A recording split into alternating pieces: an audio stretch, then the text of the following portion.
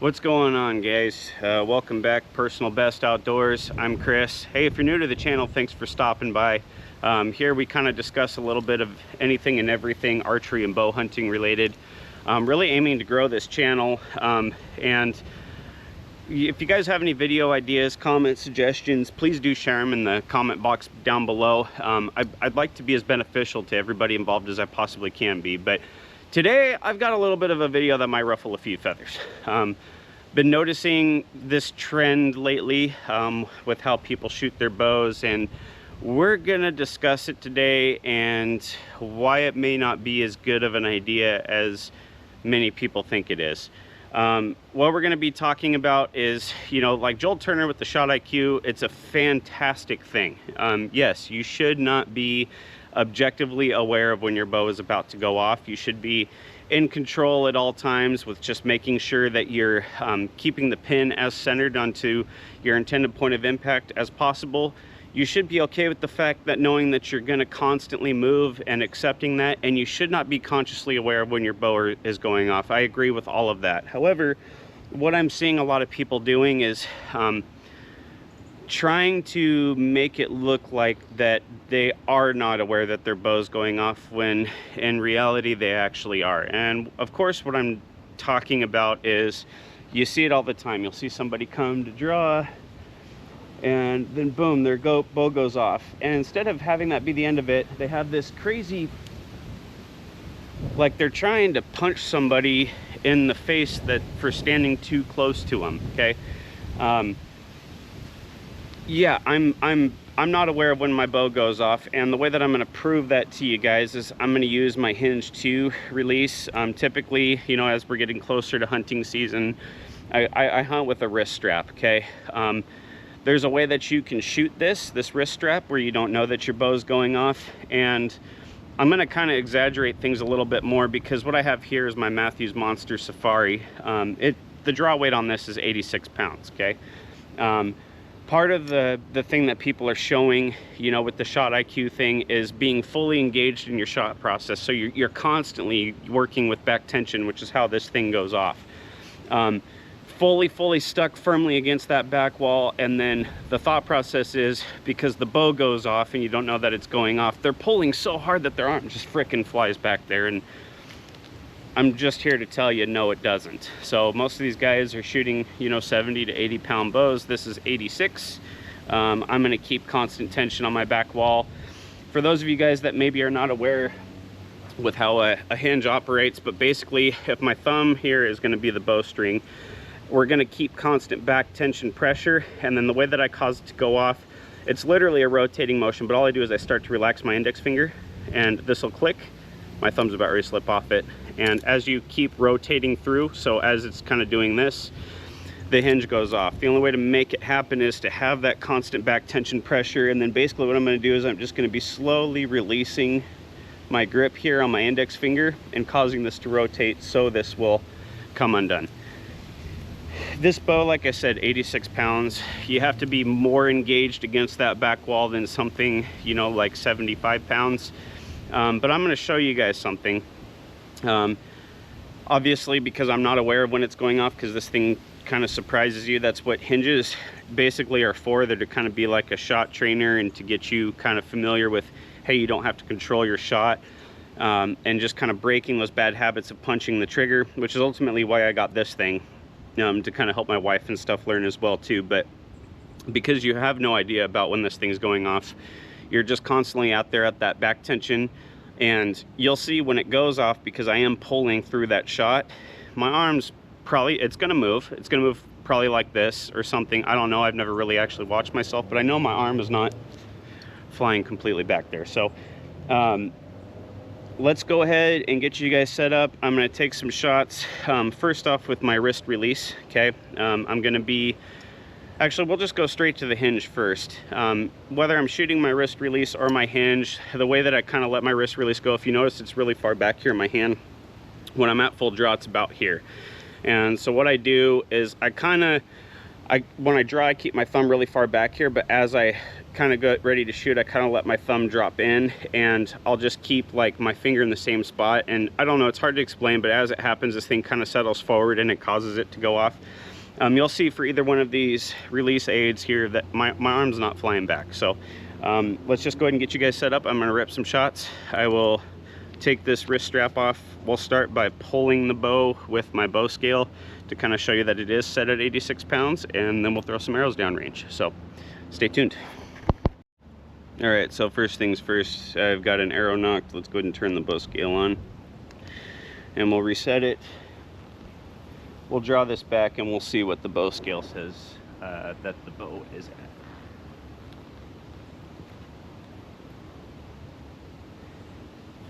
Okay. 85.8 pounds. So, like I said, 86 pounds. Let's go ahead and send some arrows downrange using the release aid.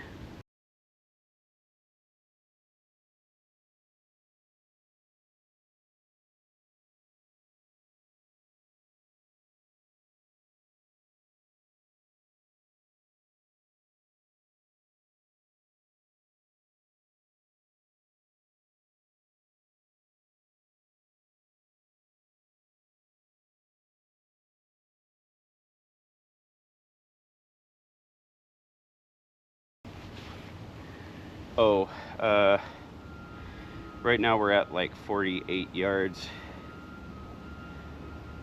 So probably just gonna use my 50-yard pin because I have a 5-pin slider on here. Let's go ahead and see what happens.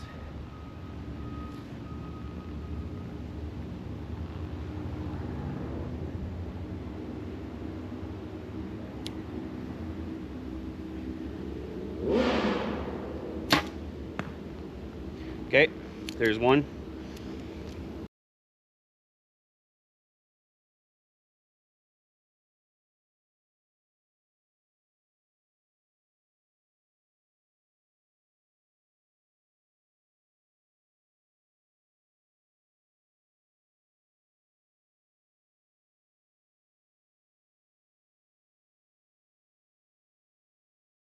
This is an 81 Honda! How dare you!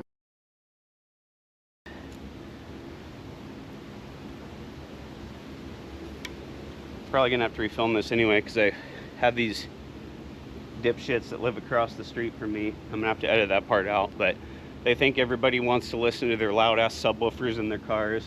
They think everybody's super impressed with their loud ass fart cans on their crotch rockets and their Honda Civics. Super annoying. Anyway, arrow 3.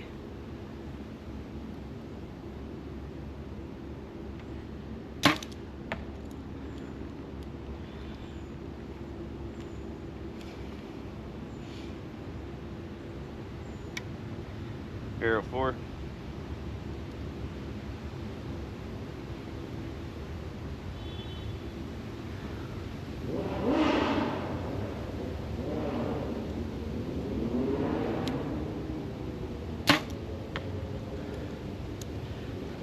Okay, arrow 5.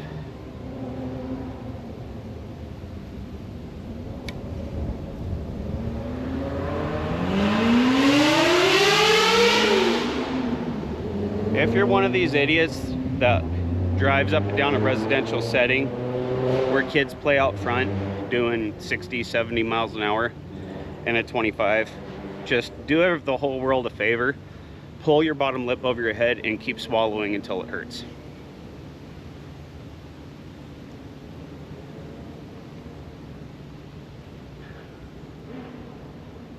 Okay. There we go. So there was 5 shots. Obviously, can't really punch this trigger. I'm gonna go down, collect my arrows, and we'll do it again with the... All right, sorry about that. I filmed this already, and I have these kids that live across the street over here that think everybody wants to listen to their super loud subwoofers and their really loud fart cans on their clapped out 82 Honda Civics, and They put them big ass exhausts on their crotch rockets, which by the way is only like a 400cc bike, not what I would consider to be a fast bike by any means. They like to rip doing like 70 miles an hour up and down this residential neighborhood that has kids playing. Speed limit's only 25, by the way. I get it, I like going fast too, but there's a time and a place for it, and it's definitely not in a residence. So anyway, I have to refilm this now, but basically what you guys are going to see, like I showed you, 86 pounds, using a hinge style release where only back tension is going to allow it to go off. So you're going to just pay attention to my back arm and see what my back arm does. Definitely going to be a surprise break because you can't really slap the trigger on something like this. And we'll just see what happens. Let's just see how far back my arm flies. So here we go, shot one.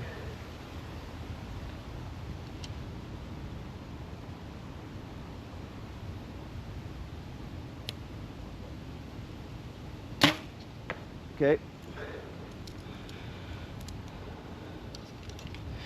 Next arrow.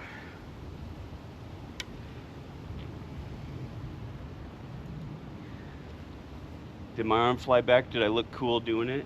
Did I show you guys how much of a surprise break I had?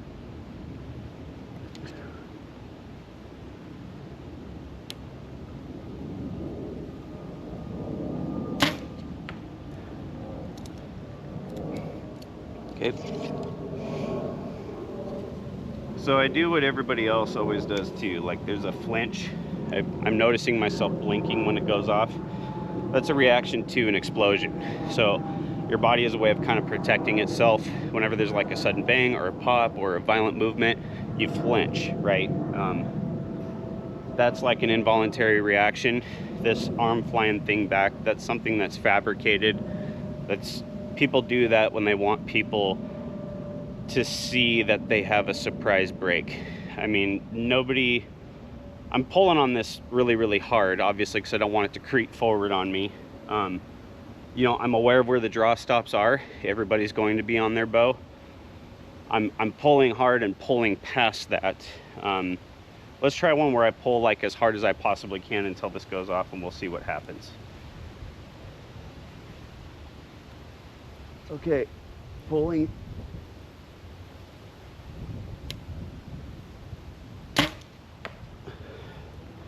My arm's still there.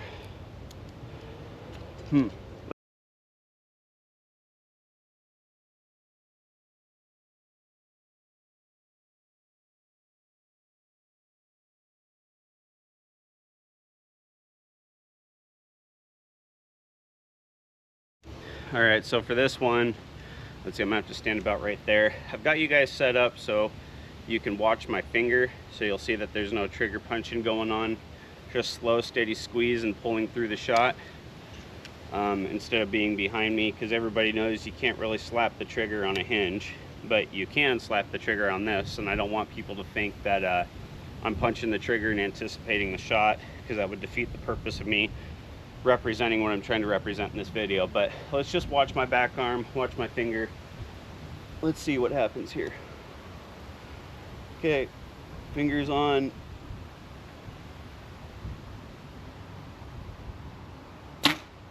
Okay. It's definitely a little unsettling shooting in as much wind as I am. You guys can't probably see it from the angle that you're at right now unless that maple's in there. Right now it's not really blowing, but I'm sure you can hear it in the video. It's definitely pushing my bow around, but I have this big backstop against there, so I literally have nothing to lose. Getting out of that horse stall mat's really, really hard to do. That's the thing that sucks, but I'm not gonna lose these arrows, so it really doesn't cost me anything to just do this right. So let's go with the second arrow here. Okay, fingers on, ready to go.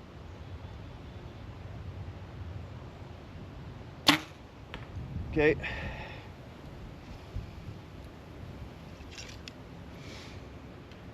This says arrow number 1, but it's actually shot number 3. See what we get. Okay. Hard tension, strung against the back wall. Squeeze.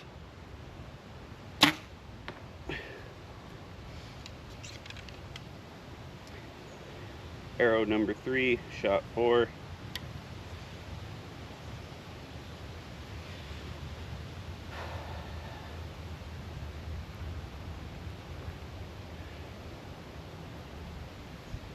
Okay, squeezing.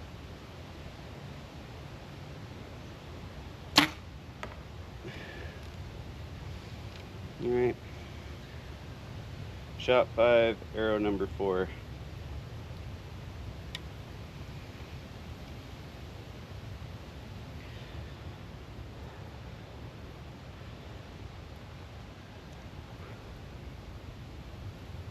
Pulling super hard.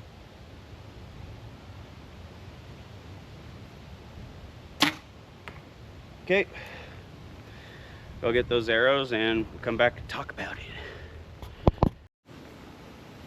You know, I'm only going to take one shot. I started thinking about this, but I'm going to take one shot and do the crazy arm flyback thingy. I just want to see what it looks like when I do it. I wonder if it looks as fake when I do it as when everybody else does it. Maybe I can make it look better.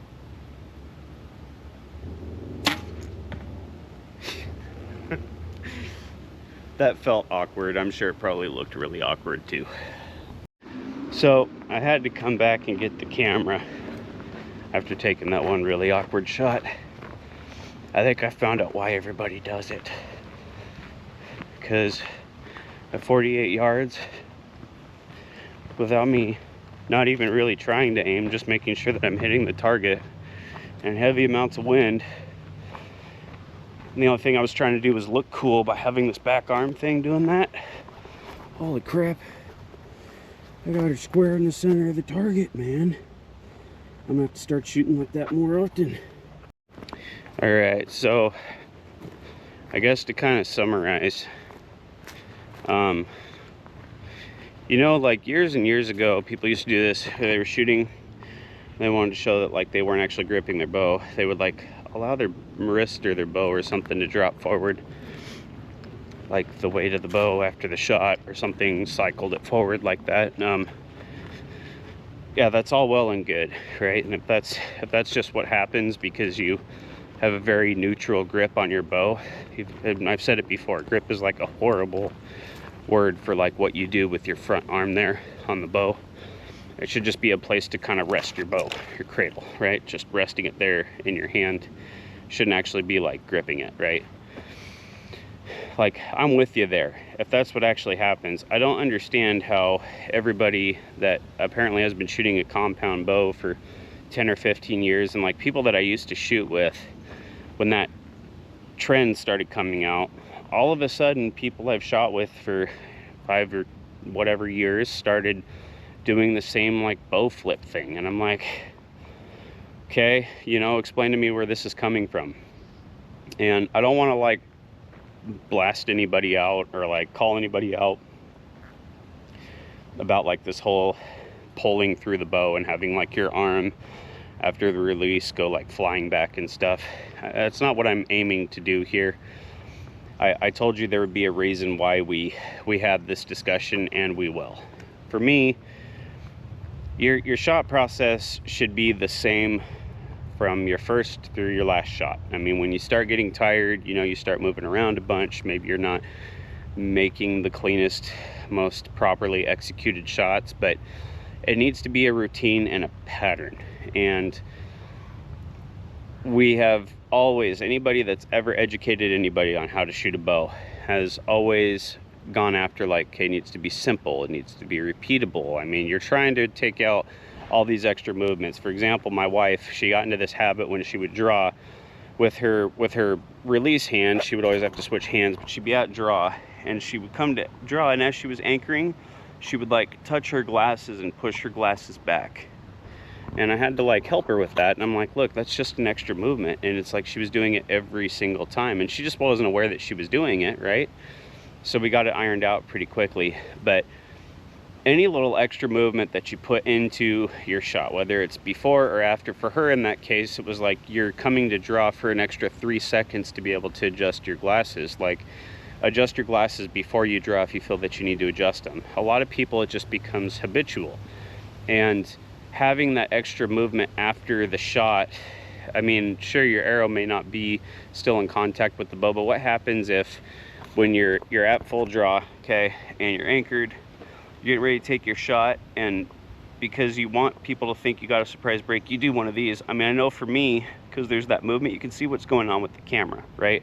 There's a little bit of movement there with the camera.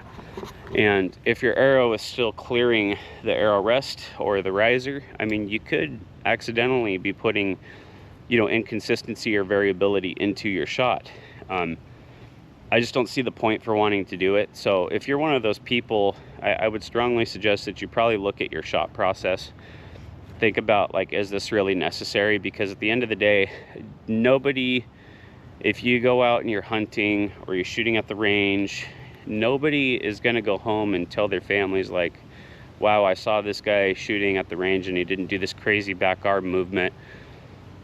They are going to tell their families if you are doing that. So if you're really that concerned about other people's opinions, you should probably do like an introspective look inward on yourself, for one. And two, know that people, if you're just out there shooting your bow and you don't have this back arm thing, you just look like a guy shooting his bow. If you have this like back arm thing afterwards, people are going to maybe think that there's something seriously wrong with you.